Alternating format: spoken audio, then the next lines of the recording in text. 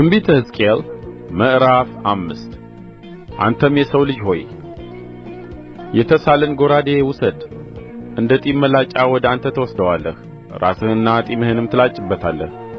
ሚዛንንም ውሰድ፣ ጠጕሩንም ትከፋፍላለህ። የመክበብም ወራት በተፈጸመ ጊዜ በከተማይቱ መካከል ሲሶውን በእሳት ታቃጥላለህ። ሲሶውንም ወስደህ ዙሪያውን በጎራዴ ትመታለህ፣ ሲሶውንም ወደ ነፋስ ትበትናለህ። እኔም በኋላቸው ጎራዴ እመዝዛለሁ።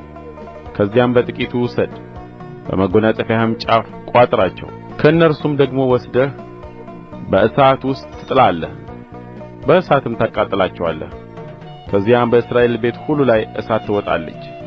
ጌታ እግዚአብሔር እንዲህ ይላል፣ ይህች ኢየሩሳሌም ናት፣ በአሕዛብም መካከል አድርጌአታለሁ። አገሮችም በዙሪያዋ አሉ። እርስዋም ከአሕዛብ ይልቅ ፍርዴን በኃጢአት ለወጠች፣ በዙሪያዋም ካሉ አገሮች ሁሉ ይልቅ ትእዛዜን ተላለፈች። ፍርዴን ጥለዋልና በትእዛዜም አልሄዱምና።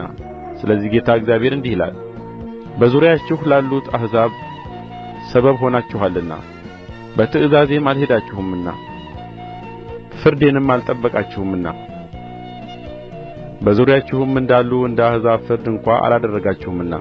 ስለዚህ ጌታ እግዚአብሔር እንዲህ ይላል፣ እነሆ እኔ ራሴ በአንቺ ላይ ነኝ፣ አሕዛብም እያዩ ፍርድን በመካከልሽ አደርጋለሁ።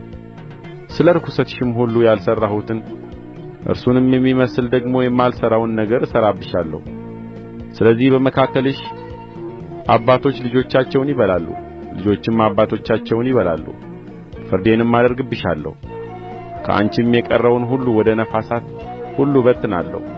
ስለዚህ እኔ ሕያው ነኝና በእድፍሽና በርኵሰትሽ መቅደሴን ስላረከስሽ፣ ስለዚህ በእውነት እኔ አስነሣሻለሁ ይላል ጌታ እግዚአብሔር።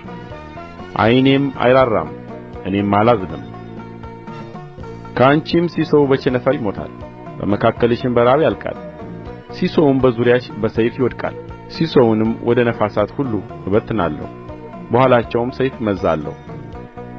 ቍጣዬም ይፈጸማል፣ መዓቴንም እጨርሳለሁ፣ አጽናናማለሁ። መዓቴንም በፈጸምሁባቸው ጊዜ እኔ እግዚአብሔር በቅንዓቴ እንደ ተናገርሁ ያውቃሉ። በዙሪያሽም ባሉ በአሕዛብ መካከል በሚያልፉም ሁሉ ፊት ባድማና መሰደቢያ አደርግሻለሁ። በቍጣና በመዓትም ዘለፋ ፍርድን ባደረግሁብሽ ጊዜ በዙሪያሽ ላሉ አሕዛብ መሰደቢያና መተረቻ፣ ተግሣጽና መደነቂያ ይሆናል። እኔ እግዚአብሔር ይህን ተናግሬአለሁ። ለማጥፋትም የሆነውን አጠፋችሁም ዘንድ የምሰድደውን የራብ ፍላጻ በላያችሁ በሰደድሁ ጊዜ ራብን እጨምርባችኋለሁ፣ የእንጀራችሁንም በትር እሰብራለሁ። ራብንና ክፉዎችን አራዊትን እሰድድባችኋለሁ፣ ልጆቻችሁንም ያጠፋሉ።